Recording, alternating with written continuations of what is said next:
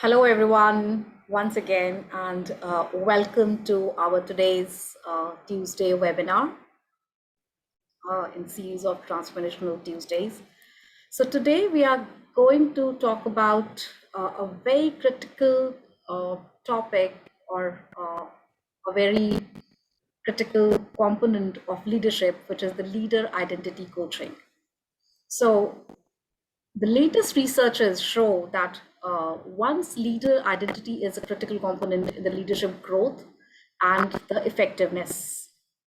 So the individuals who have greater awareness and they own their unique leadership identity realizes positive impacts during their career.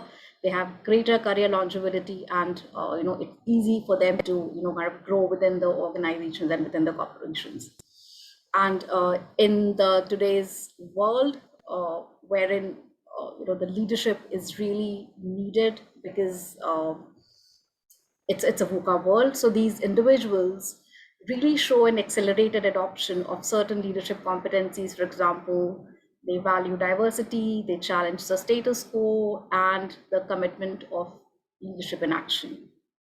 So today we have Suzi Skinner, Dr. Suzi Skinner. She's our guest speaker, and she's going to talk about this critical component of leadership during the presentation. So Suzi is a published author, a researcher, and international leadership practitioner, and she's a managing director of Roar People. It's a global leadership consultancy in Sydney and Seattle. So she also works with organizations internationally to accelerate change towards more inclusive leadership practices. She coaches and facilitates executive level and board level in leading international organizations like Cisco, Dell, Expedia, etc. And her innovative program, which is titled as What's Your Leader Identity, continues to successfully challenge outdated notions of leading. So here I have Suzi with us. So Suzi, welcome. Thank you, Ritu. Thank you. Lovely. Thank you for that really kind introduction, and thank you so much for having me. Pleasure. Hi, everyone. Good afternoon, good evening, good morning. I'm delighted to be part of your Transformational Tuesday. My presentation today is focused on an element of coaching that I'm sure we all are familiar with, which is how we get to the identity level when we're talking to clients, working with them to really help them make sustainable change. So my intention today is to set some context around why the time is now for this sort of approach, and then share with you some of my research around leader identity and a framework that emerged from my research. And then I want to spend the last part of the presentation really looking at ways that you can apply it. I am a big believer that we have a great opportunity right now to really help our clients in a way that's needed in this world of ours more than ever. And I think that some of the ideas in here may help you. They may also already resonate with you as work you're already doing. So this is another tool in your toolkit around really supporting that leadership development in your clients. So thank you everyone for joining me for this discussion. The first point I really want to make is the uncertainty we're all seeing daily and what the challenges that we're facing globally and locally. I think it really is a time that external uncertainty means that more than ever, we need to find ways to return to our core, to understand who we are, who we're being, who we're becoming, and use that as the anchor to help us move forward and to navigate the challenges that we face. So as Ritu said, the research on this is pretty clear, actually. In the last 10 to 15 years, research on leader identity has been growing. And what it highlights is that leaders that really understand who they are, what they stand for, what you can expect from them as a leader are more effective. They're more engaged, they're more motivated, and I think probably most importantly, they're more inclusive. So there's a really interesting dynamic at play where these leaders that have done the internal work are actually more accepting of others' leadership, more willing to see leadership in others. And that's what drives this sort of inclusion part of organizations. So I suppose I wanted to just share with you that returning to our core means really understanding the ways in which we can go within. And I'm specifically focusing on who you are as a leader. So what I mean by returning to our core is it has some fundamental principles that I just want to share. The first one you can see on the slide is about clarifying leadership. So I spent the last 6 years finalizing or completing a PhD in leadership. And whether you are a fan of servant leadership or transformational leadership or situational leadership, spiritual leadership, whatever model you enjoy and work with, I would challenge you to think about what all of those leadership models have in common. And so what they have in common is that leadership, number one, is the social process. So we do leadership with and through others. And secondly, what they have in common is that fundamentally every leadership model has at its core the positive influence on others. So that is how I am framing our leadership and our leader identity discussion today. And so you can see what that means in the second point is that this is about really thinking about what your definition of leadership is and whether or not you can embrace this concept of leadership as purely the positive influence on others. If you can, and you bring that to your work, you bring that to your clients, the amazing thing that happens is that it just opens your perspective to see that leadership is actually happening in organizations everywhere already. So Ritu mentioned the work that my team and I do around the world, and it is absolutely focused on working with high-performing organizations that understand that in order to survive and thrive in these times, we need to create cultures of leadership at every level. And if we're going to be successful in creating cultures of leadership at every level, we need to get really clear about what we mean by leadership versus what I would call management. So the third principle is letting go of hierarchical definitions of leadership. I'm just going to say that one more time, letting go of hierarchical definitions of leadership. If you're willing to embrace a definition that says leadership is a positive influence on others, then it doesn't matter what your position is, it doesn't matter what your title is, it doesn't matter whether or not you have people reporting to you or whether or not you have power per se. What it means is that you can open your team, your clients' worlds to seeing that leadership is within everybody. And that if we let go of hierarchical definitions, we can really start to amplify sharing leadership. So I'm talking about distributed leadership, the ways in which we can create that ripple effect. And what I would say to you at this point is distinguishing between leadership and management, again, really simply, is in organizations, which I'm sure many of you are working in with your coaching practice, what we're talking about is respecting and honoring the management hierarchy, the people that are in the hierarchy that are above us and below us, that are responsible for getting the work done. And that's a very real structure that many organizations work within. And yet at the same time, that hierarchy shouldn't suppress or hold back the leadership that can happen from whatever position the person happens to be in. So we value the management hierarchy at one level, and we open our definitions of sharing leadership at every level.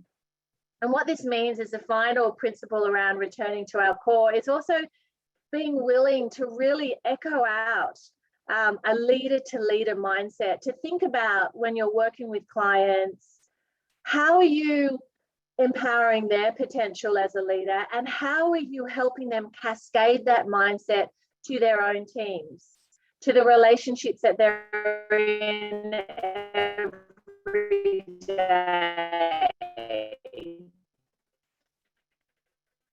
How do we create and really emphasize that every relationship we're in, particularly in an organizational setting, is about recognizing the leadership in ourselves as well as leadership in others. Again, regardless of the framing of the principles for today, I'm sure some of you have questions around that, and we did talk about, we'll take questions at the end, but feel free to bring those questions at the end of the presentation. I've only got about 12 slides to run you through, so we should have plenty of time. So within that context, what do I mean by leader identity? And here's a definition for you, which is really about that authentic self-expression of who you are as a leader. And I know I'm talking at the moment, your coaches and your leaders, and that's a question for each of you, is in your coaching practice, how are you owning your role as a leader, that part of your identity? I fundamentally believe that as coaches, when we're brought into organizations to promote and cultivate leadership development, then the onus is on us to also see ourselves as a leader, to understand who we are being in relationship with our clients, who we are becoming as a leader. And in doing that, we role model such a powerful way for our clients to do the same. So we define leader identity as really a broad term that clients can define on their own, on their own terms.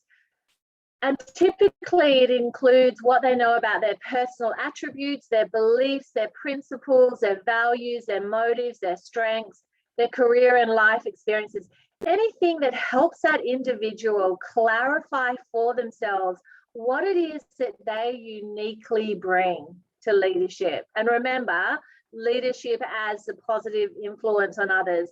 So how do they have that positive influence? Is it through relationship? Is it through entrepreneurial thinking?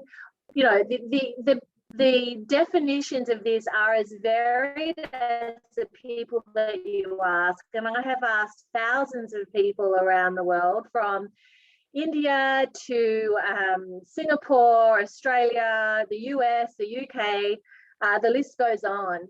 Every time you ask someone, who are they as a leader, right? Again, you might have done the setup to help them see themselves as a leader with that idea that leadership is a positive influence.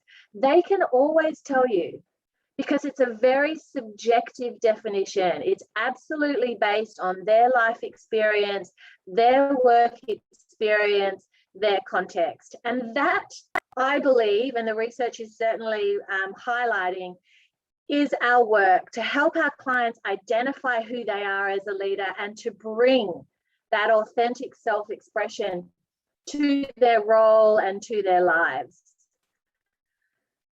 And from a leader identity coaching perspective, what I'm talking about here is you thinking about in your coaching practice, adding leader identity, that lens into your practice. It's not going to replace what you're already doing. But in adding that lens to your coaching practice, what you're doing is recognizing that actually, when you help someone tap into their leader identity, it's hugely motivating. So if you think about the challenge that so many teams are facing around wanting people to lean in more, to take initiative, to lead from wherever they are, what the research suggests, and my research is the same, is that helping them articulate, one, that they see themselves as a leader, and two, that they get to define their leader identity for themselves. That is linked to greater effectiveness, but also greater initiative taking. They're more likely to actually lead. So what I'm suggesting here, and what we've worked on with clients over the last decade really, is that coaching to actively explore the meaning making for that client in their context, what leadership means to them and who they are being as a leader. The other thing I want to point out on this slide is you can see this idea that we have multiple identities. So the question we're asking our clients is, amongst all the identities that we hold, right? We might be a sister, a partner, a friend, a manager. Is leader one of those identities? And that is a really important frame for your work in coaching, because we're not suggesting that it's the only identity or that it's the primary identity. But I believe our work is to help clients see that part of themselves, right? The ways in which they do have a positive influence, whether it's at work, at home, in their family, in their friendships. So I just ask you to keep in mind as we go through this presentation that I'm talking about as having, it's part of multiplicity theory, that we, each of us carry a range of identities within our whole sense of self. And tonight I'm specifically talking about how we tap into that leader identity within each of us. Again, regardless of position, title, background, age, experience. I've asked this question of teenagers, you know, finishing high school at 16 and 17, and they can tell you who they are as a leader. They can tell you how they're showing up. So it's almost an innate human quality to want to lead, to want to have that positive influence on others. This path was started for me about a decade ago, as I said, when I did a research project through the Institute of Coaching at Harvard. And this led me to the creation or identification of leader identity formation theory, LIFT. It's a mouthful. But basically my research highlights that a really key element of leader identity coaching is to recognize that our identities are constantly in a process of forming. We form and reform who we are as a leader over our entire lifetime. That's a really important point. Leadership is not something that is static. It's not something that's just based on title and position. That sense of who we're being as a leader is constantly evolving. So that's the first thing, the forming and reforming over someone's lifetime. The reason we're forming and reforming is because we are constantly encountering different experiences. And you can see here in this definition, intrapersonal. So what's going on inside of us, right? That shifts from year to year, day to day. What's going on in our relationships, those relational experiences. And then collectively, what's going on that will either enable, in other words, strengthen our sense of self as a leader, or derail it, undermine it. And again, I particularly am drawn to this question about collective enablers and derailers because of the pandemic that we're facing globally. I understand that Dubai, as an example, you have done incredibly well with vaccinations, but that's not the collective experience. Collectively, we are all facing this in ways that can potentially derail how we see ourselves and how we show up. And so again, I think our work as coaches right now, in terms of enabling that with our clients, helping them to really strengthen their identity as a leader, can only help them, but also help their teams and the organization. The second part of this idea of formation is recognizing that it happens emotionally, socially, and cognitively. So it's not just a thinking practice, it's all of those things coming together, and that we form and reform our leader identity across all of our life domains. So with your friends, with your family, or in the workplace, we are always forming across those domains. And that's a really, really important area to focus on in coaching. So often clients may come to a session and talk about the fact that they don't see themselves as a leader. What's really interesting is then when you start to dive into What areas of their life might they be leading? In other words, what areas are they having a positive influence on others? There is always an answer. You know, the home life, the family, the friendship, on the sporting field. And our question is, how do we help people take that part of their identity and really amplify it in their roles and in their organization? So it's a really exciting frame to use. And this is what it looks like. And I do have an article to send to all of you that's published recently that talks about this in much more detail. But the idea is that regardless of someone's position, I've had the most senior stakeholders talk to me about the fact that they don't see themselves as a leader, or that they're in a process of reforming their leader identity. That's what we would call stage one. So that, you know, the client that turns up and says, I just don't see myself as a leader, it's not something I aspire to, I don't identify with it. The work at that stage for us as coaches is to obviously to try and identify why. And so often, and I will come to this shortly, so often it's about the mental model that that client is has in their head, right? How are they defining leadership?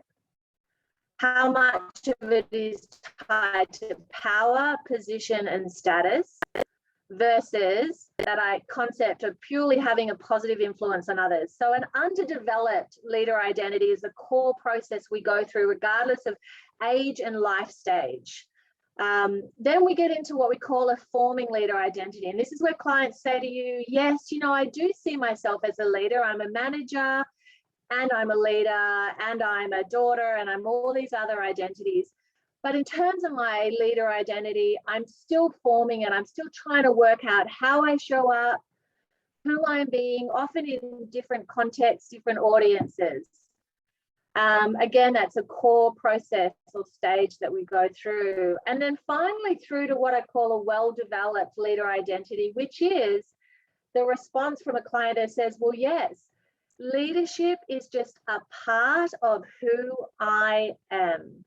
Right? So well integrated into their identities, they have accepted it, they can see themselves as a leader. And often with a well-developed leader identity, our work with that leader is to help them articulate it, right?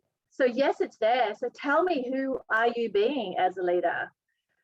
How would you describe that? And what does that mean? And I have clients all over the world now who integrate that sort of language into project teams, transition discussions, new hire discussions, really simply saying, let me take 2 minutes to share with you who I am as a leader. These are the things I stand for. This is what leadership means to me. And this is what you can expect from me. And it's that kind of dialogue. It's just below the water level, right? So in other words, just under our consciousness, but that's our internal operating system when it comes to leadership. Excuse me. So our work is really about helping people identify what stage they are and then targeting our coaching to where they are, meeting them where they are at. And as you can see in this model, I'm also differentiating between what are the things that enable our identity? So at an individual level, recognizing our strengths, playing to our values. At our relational level, making sure we're connected in positive, engaging relationships. And at a collective level, that fit between person and culture. And then on the flip side, the research is starting to get really clear on what derails us. The ways at an individual level, the negative self-talk, the self-limiting beliefs, the ways in which we censor parts of our identity. At a relational level, when we are in relationship with people who don't validate our leadership or who we are as a leader, don't look for our potential, don't see our individual uniqueness. And then at a collective level, one of the key derailers is when we're working in very hierarchical, structured cultures that really limit, and I say limit, they limit leadership to the people with title and the people with power. And, you know, as we all know as coaches, that's just a self-fulfilling road to nowhere, right? That it's not sustainable and it's actually not realistic, because leadership, as I said earlier, is happening at every level if we're willing to identify it and willing to validate it and amplify it. And I often think about how transformational our cultures could be if we were able to really harness that and structure that at a systemic level. And there are several organizations now globally working towards how we create that culture at every level, but it's still aspirational. So leadership at every level is still something that people recognize is needed. But unless we create the individual willingness to step into and own our uniqueness, then it will always be a struggle. Now, that's also in parallel with the systems and processes that need to support that. So the two things go hand in hand. The last thing I will say about this model is, you can see that around the outside is what I call the identity workspaces. So work, family, and community, helping our clients see for themselves where they are already leading. It's a very powerful aha moment. Asking them what that looks like uniquely for them in that setting, and what part of that do they or could they bring to their work and their leadership in the organization. So I'm throwing a few things at you tonight or this afternoon, but this slide is really, I wanted to get clear on what are the core coaching processes that we can use as coaches to get to this conversation sooner, right? To get to the inner core. So let me just step you through those. There are 6 of them. I'm sure you have more, so we can talk about this at the end.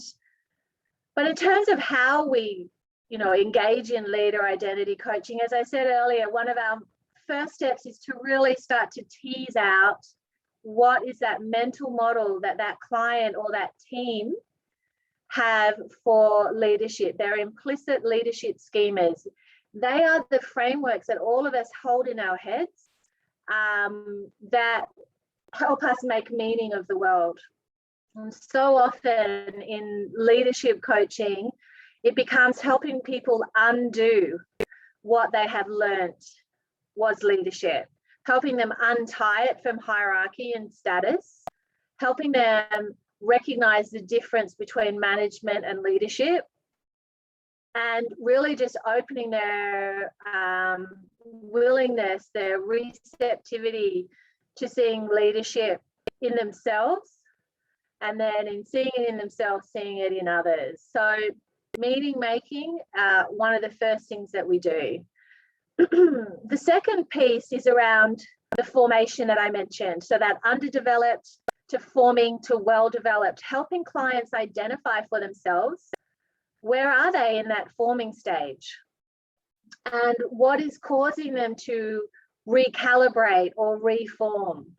And how do we help them do that even more confidently? And part of that is, as I mentioned before, helping them take a lifespan perspective on their leadership. Excuse me. A lifespan perspective means it's really clear in the literature that we form our ideas about who we are as a leader in our earliest days, on the school playground, on the sports field, as an 8-year-old and a 10-year-old, and all of those experiences form our unique take on who we are being as leaders. One of the most powerful dialogues you can get into with a client is to actually talk about how they led in their childhood. And once you get past people's resistance, which their first response is, I didn't lead, I wasn't the school captain, or I wasn't the captain of the football team. Once you help them talk about the qualities of how they had a positive influence on people, it's always such a delightful connection for them to see that those qualities that they were showing at 10 years old are still there 20, 30 years later. That's their identity. So The third one is this idea of multi-domain. So we lead across all those different areas in our life. And the centrality piece there is just helping clients identify how central the leader identity is to their overall identities, helping them feel comfortable and confident that they can own their uniqueness as a leader, and that it becomes more central, not the most central, as I said, but more central to how they see themselves. Then the coaching dialogue can get into enablers and derailers. So what is going to strengthen their leader identity? What is going to help them? And I'm sure there are many tools that you're using right now that absolutely would fit into that category of enabling. I think just as importantly as coaches, our work is to also help our clients name their obstacles and what gets in their way, the derailers. By helping them name it, we get them to shine a light on it and build strategies to overcome it. And the reason I'm so passionate about us doing both is that we are unintentionally derailed from how we see ourselves as a leader, often on a daily basis. Whether it's the things that we say to ourselves, so that internal dialogue, that within person aspect, or the relationships that we're in, the team dynamics that we're in, or the culture, or any of those three things combined. So I think leader identity coaching becomes really powerful in helping clients name what's undermining their sense of self and then moving them into a space where we can support and enable that. The fifth one on this list is what I call identity congruence. And that's a slide earlier where you had all the different identities of being a sister, a daughter, a manager, a leader. How do all of those identities come together? How do they support one another? It's really interesting when you get into a dialogue. I'm sure you've had this experience with someone that says, I really don't see myself as a leader, but I know I'm a good manager. And teasing apart what it is that they're doing. What is that mental model for managing, right? Getting the work done, directing resources. And this is the and, right? That person that's really strong in management finds that, struggles to inspire, as an example, in leadership. So then it becomes helping them see how those two things can actually support one another. That in seeing leadership in others is an incredibly powerful way to inspire others, right? Being willing to what we call grant leadership in others is hugely motivating. Hugely motivating. And that is a question I often ask teams around how willing are team members to identify and own their own uniqueness, right, as a leader, but also just as willing to seek, look for,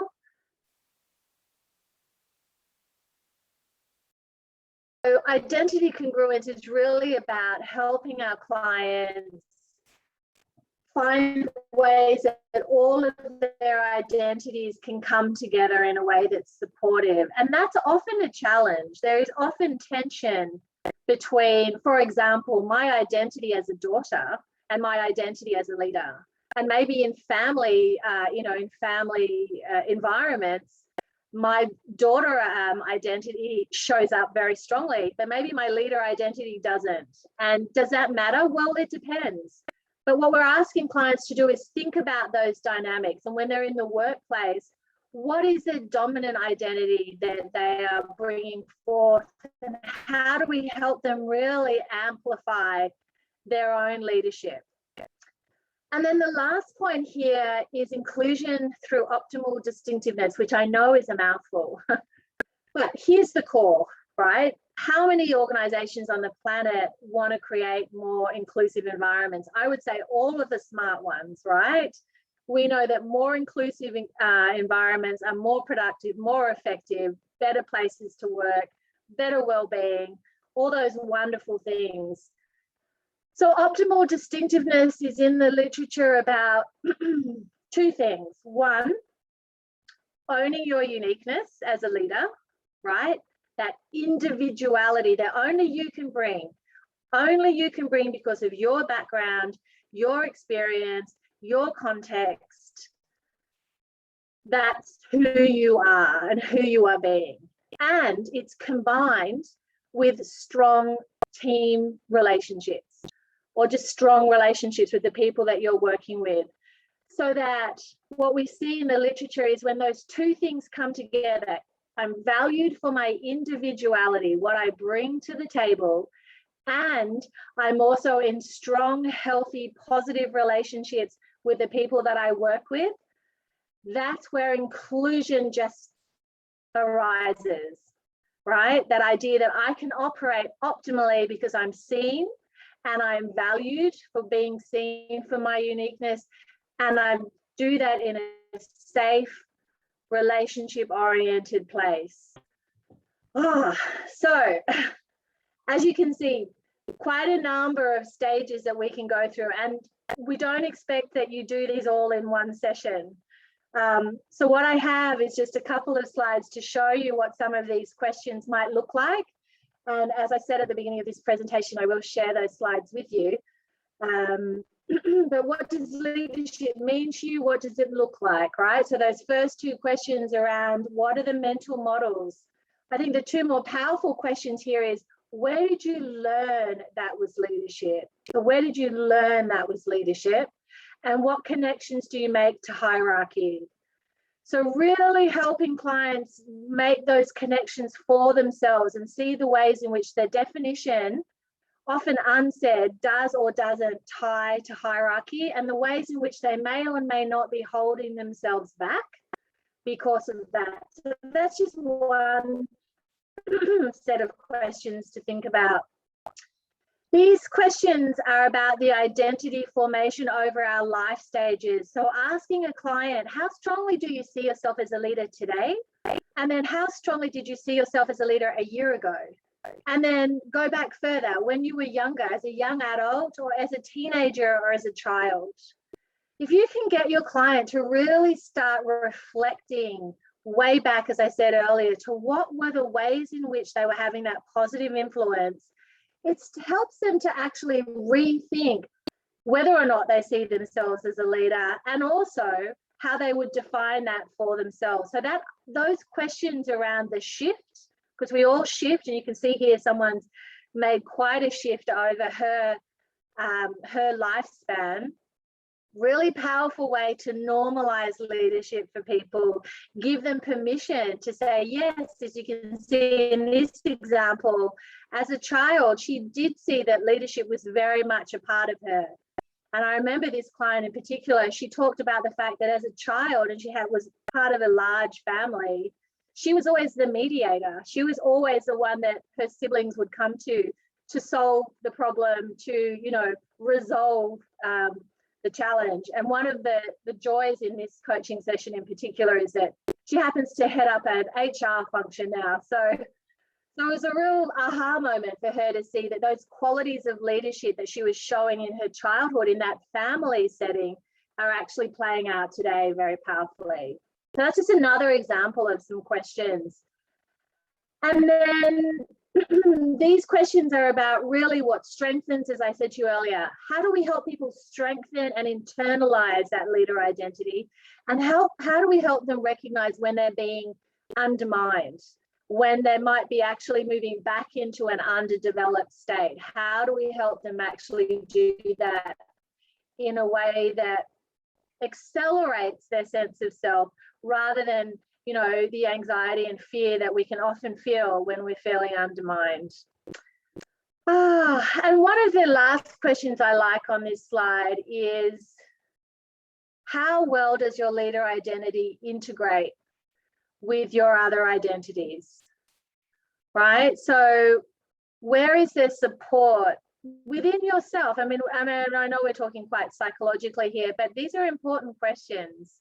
And finally, that how do you balance that individuality with your sense of belonging with your team? That's that optimal distinctiveness. So there are a lot of different ways for us to tackle identity and leader identity. I hope that what I've helped you to see today is that it's very accessible for clients. As I said, this is not, reserved for executive level. We have asked this question of people on the front line, on the factory floor. We've asked this question of students in high school. We've asked this question to people living in remote villages in Papua New Guinea. Everyone can tell you who they are as a leader. They can tell, and if they can't tell you, they can eventually as you step them through the lifespan and how they lead in other domains. So the main question here in this approach is really another way for you as a coach to help the client answer the question, does their leader identity support or suppress their leadership potential? And as I said to you earlier, the research is really clear. The more that individuals can own their identity, can be clear about their uniqueness, what it is that they bring, and can share that with others in a way that's humble and genuine and authentic, then that's where we see better results, better confidence, and most importantly, more, I would say, the floodgates for others to lead as well. And this is what we need in our world right now. Imagine the possibilities of an organization geared towards supporting leadership at every level. And that's our work. So thank you everyone for being patient and joining me this evening. And I'm happy to take any questions. Thank you. Thank you, Suzi, for that wonderful presentation. I personally felt as a clear roadmap in case someone wants to pick this model up and kind of start working with it. Thank you for sharing this. I think it's, I'm intrigued by it. It's very simple, Good. straightforward. Thank you, Ritu. Thank you. Yeah, you're welcome. So it's time to ask any questions if you have for Suzi, or if you want to seek any clarity on any of the slides, or if you have any questions around the model, please feel free to ask. Either you can drop us a question in the chat, or if you want to ask yourself, please raise the hand. And of course, we'll allow you to ask questions one by one. So I think we have a question here, Suzi, for you. That how do you define positive influence? It's asked by Erica. I love that question. Thank you, Erica. It's funny, because we get asked that question in every setting. And some people love the answer and some people get really frustrated by the answer, but it depends, right? It depends. One thing that my team and I have wrestled with for the last decade is that there is no one answer around positive influence, because the criteria is so dependent on the context. However, I would say to you that anything that has a elevating or enriching impact on people or process or systems is what we would call a positive influence on others. But at the end of the day, I think that we also rely on the incredible wisdom of the people we work with, and I'm sure you do as well. They get to define that for themselves, right? To be really clear about how do they want to have a positive impact and what does that positive impact look like? So thank you for the question, because they are two really important defining questions in this process as well. Wow. Thank you, Suzi. So we have one hand raised up. It's Wenzo. I hope I'm pronouncing your name correctly. So you can unmute yourself and ask a question. Thank you. Thank you so much. Yes, you pronounced that right. Suzi, thank you so much for the presentation today. You're welcome. Hi there. Hi. And I don't mind. I want to ask you one thing, if you don't mind. I would like you to choose 5 words that you might tell us that describe leadership for you, if you don't mind. So my leadership, it's a great question, Venzo. For me, my leadership identity is about inclusion, fearlessness, kindness, and generosity of spirit. That's how I define it for myself. And I'm so passionate about it because when I ask, and that is what we ask clients to do, to define leadership and positive influence for themselves, I'm so often, more often than not, actually just amazed at the beauty, right, that we get to tap into. So I hope that makes sense to you, Venzo. What do you think? Of course. By the way, these 5 words are 5 new words for me concerning leadership, because from all the other people I've asked, each one has different 5 words. For me, integrity and transparency and authenticity are the 3 most important, but of course we're all different. So thank you so much for sharing. Yeah, and thank you for bringing that to life. That is exactly the point, Venzo. Like literally I've done this in settings of, you know, large audiences, asking them to choose 1 or 2 words and you know, get people to call them out. And these people have been working together for years often, and yet they're looking at each other going, wow, I never knew that about you, right? Yes, I never knew that was your model. And that's the beauty of this approach, is why don't we share? Why don't we actually create that dialogue? So Venzo, you beautifully brought that to life for us. Thank you. Thank you. God bless you. You too. Thank you too. Thank you. Okay, we have another person here with a question. Do me go ahead. Unmute yourself, please. Thanks, Richie. Suzi, great presentation. Really enjoyed it. Loved that. And the model that you put in there and what's in the core of that are very impressive. Thank you. You're welcome. Hi there. Yeah, what I'm stuck with here, and that's really percolating in my mind, is the power of your early childhood experiences in shaping your leadership.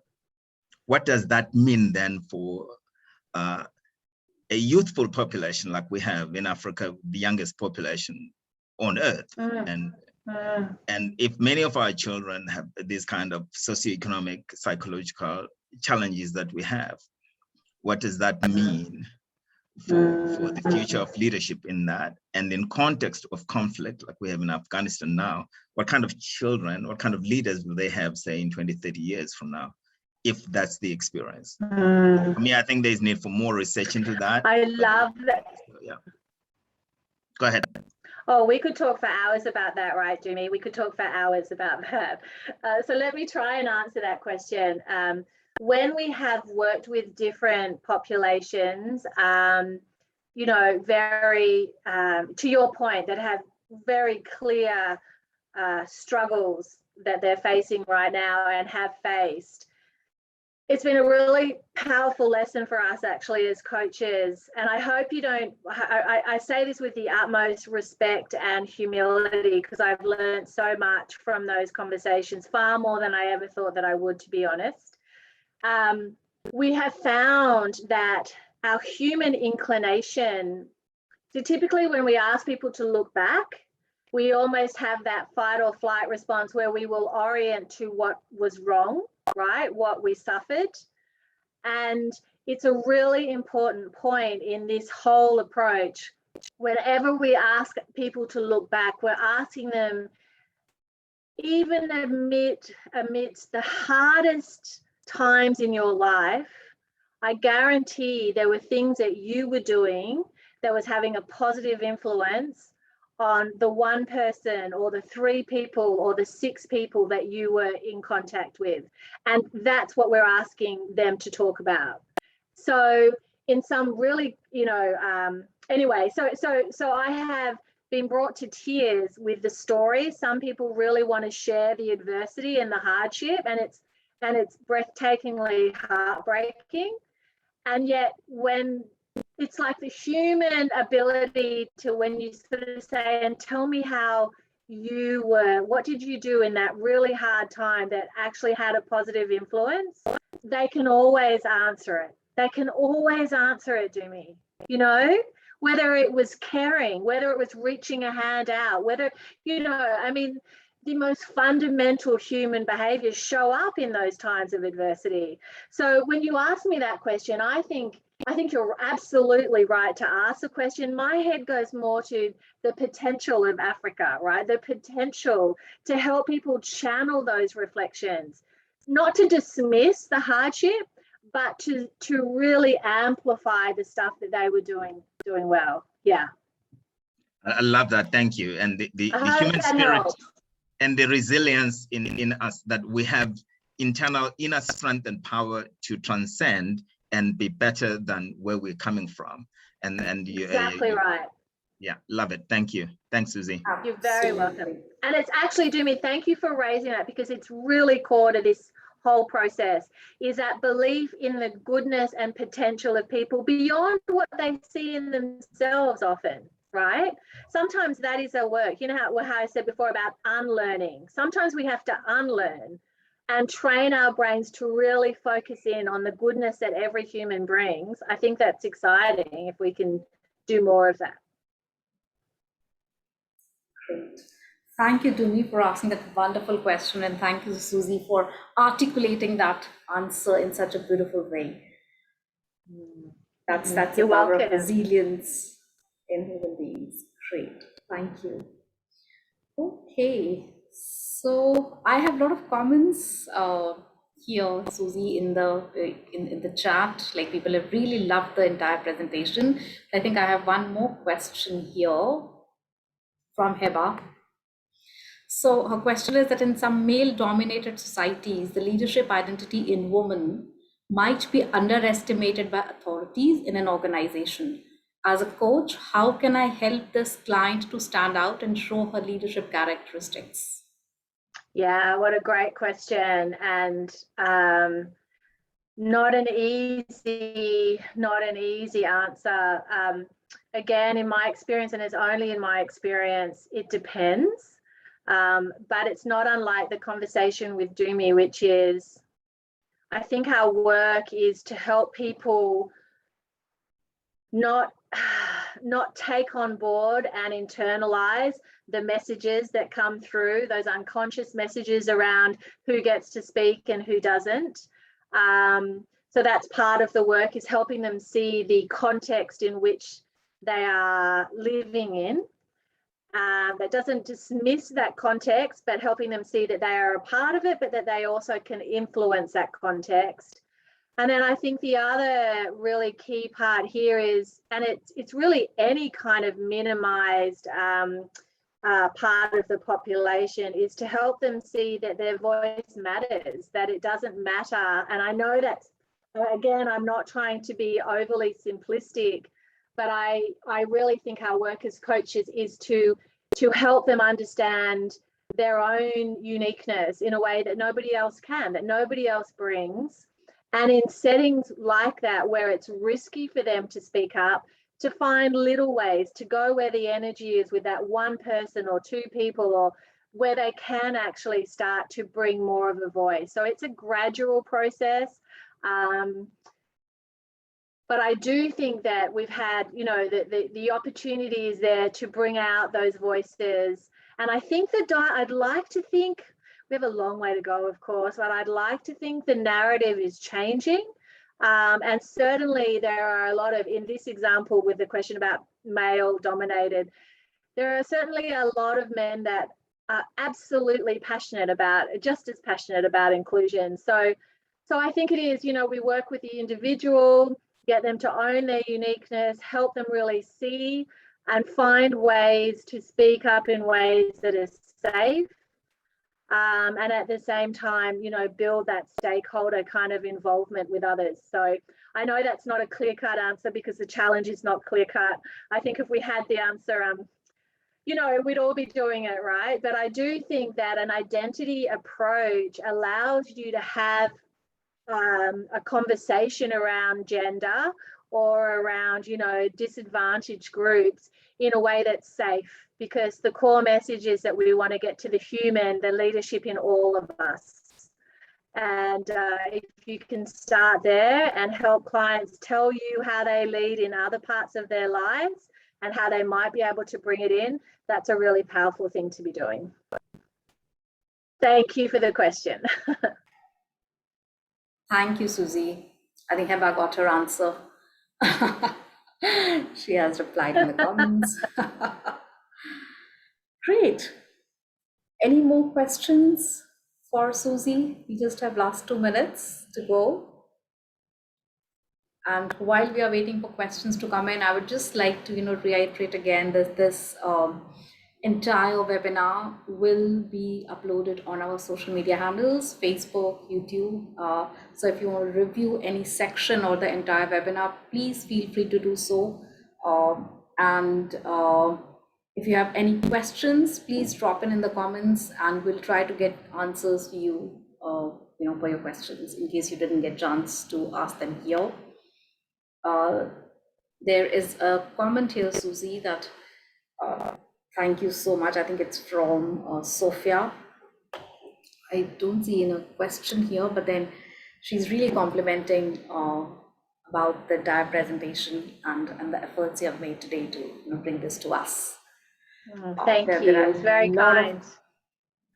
There are a lot of comments here. Any last words, Suzi, which you'd like to share with us or with the entire audience? I would just like to thank everyone for the feedback, the great questions, really insightful questions.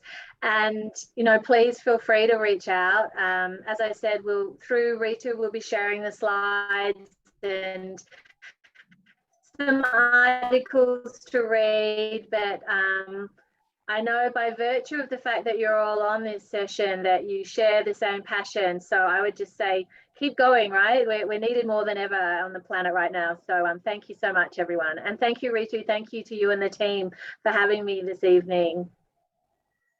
My pleasure, Suzi. It's my honor to have you here and to interact with you. Great. So thank you, everyone. And if you want to reach out to us, you can definitely write us an email at info@coachtransformation.com, or you can reach out to us through our social media handles. So thank you, everyone, for taking out time to be here today with us. And thank you, Suzi, once again. It's literally our pleasure to have you this time and present to us. Thank you. Thank you so much. Thanks, everyone. Bye-bye. Thank you. Bye-bye.